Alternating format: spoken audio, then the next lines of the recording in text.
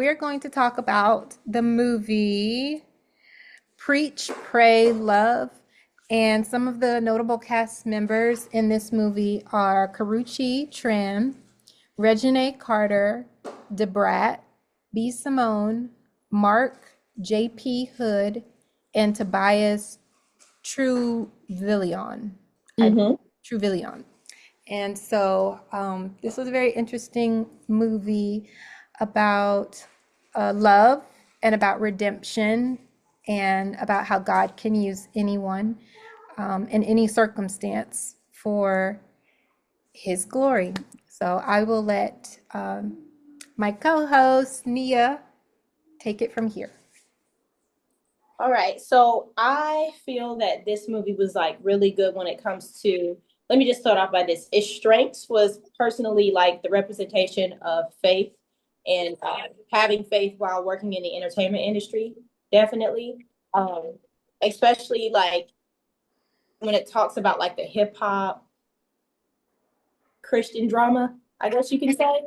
Um, and it's pretty much like not connected to the church narrative per se, but it also like it blindly like shows you faith, like how to walk with faith and not by sight. That's what I really like for it. Trying to think of what else I really liked about it. I do like that they had stars such as Karushi.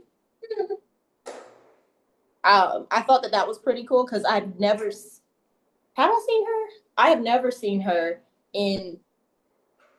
Actually, I have seen her act because she was in the show called Claws that I really liked. Her acting was amazing in that show. But I've never seen her in a movie like this before. So seeing her in this space like definitely makes me go, oh wow, this is a pretty good movie. All right, Lifetime, like you're moving up. Regina Carter being in it. I'm not mistaken, that is Lil Wayne's daughter. Mm-hmm. Yes. Just wow. Seeing her, honestly, growing up with her because she used to be a part of this group I liked as a little girl called OMG Girls. So seeing her go from little tiny little something to a grown woman and acting in a movie like this is like top tier in my opinion. So seeing those two, Wait, Regina Carter wasn't in OMG Girls. That's yeah, was she that was. T.I.'s daughter? Oh, she was Mhm. in it with them? Yeah. For Oh, a little bit. I don't know. okay. I don't know really what happened, but I remember she was in OMG Girls. Oh, Yeah. okay. Oh.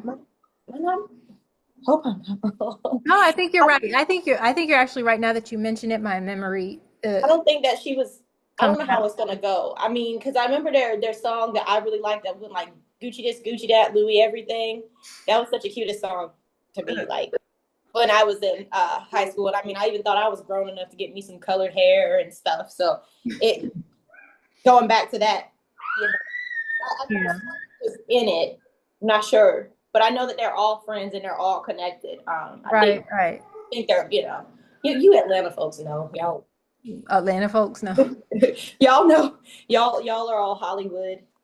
Black Hollywood. You gotta put the black in front of it. I love it. I love it. See, I'm over here in Texas, so I just Oh, Texas is right there too, especially like Houston. Like people travel all the time from Atlanta to Houston, Houston, Atlanta. It's like a sister city, like yeah, the way Houston. Houston is. Houston, I love it there. I can't lie to you. Houston's pretty awesome. Yeah. Yeah, I we don't we're 2 hours, 3 hours away from Houston. Every time we go there, it's a day trip. It's a day trip. It's Yeah. pretty. Yeah, it's fun though. I love Houston, and I mean, but only issue is that I could never get anywhere good to eat.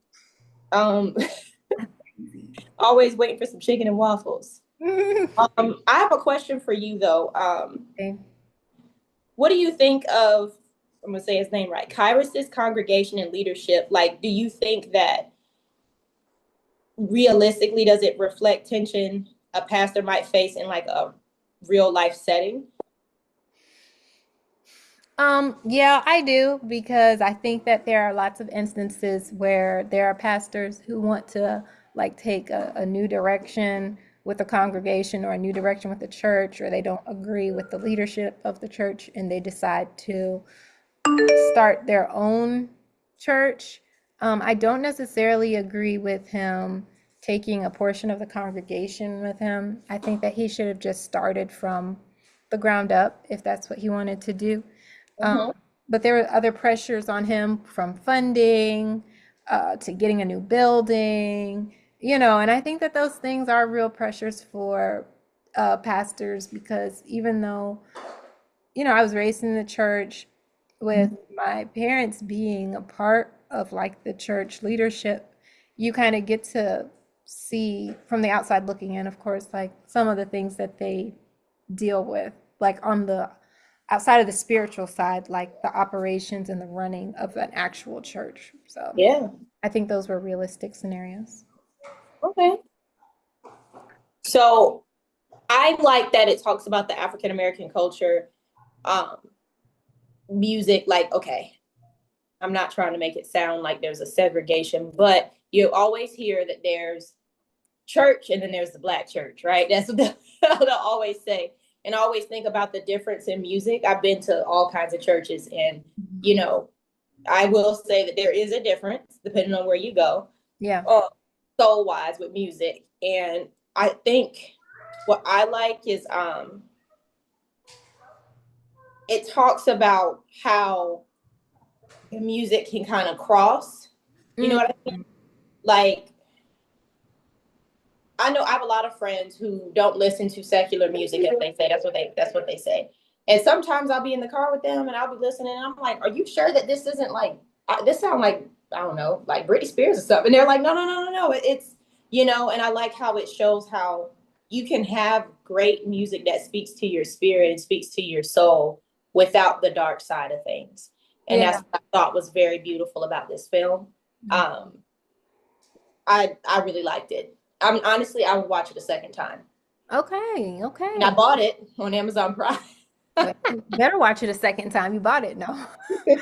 Okay. Well, I'll give my quick overview to echo what you said. I did like that it was a intersection between like secular music and gospel music, kind of like those two worlds colliding, and then also getting sneak peek into what it looks like in order to like run a church and those things.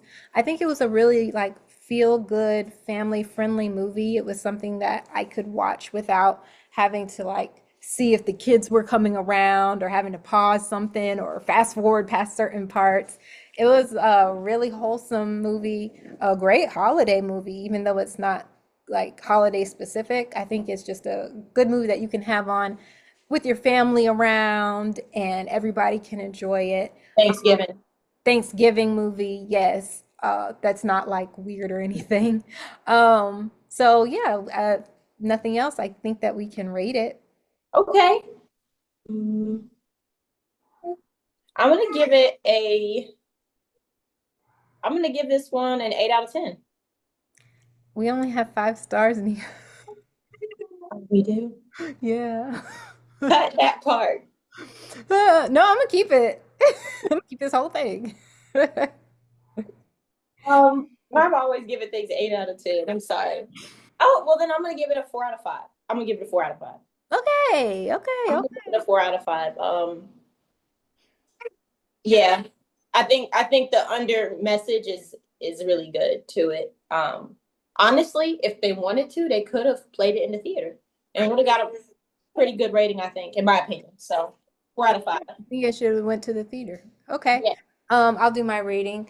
I think that it should be I'd give it a 3 out of 5. I'm a little bit more of a critique. And maybe because I thought that a few of the acting parts weren't that realistic, but overall Okay. I I could liked the see that. movie. But it was a good family movie, so I give it a 3. 3 out of 5.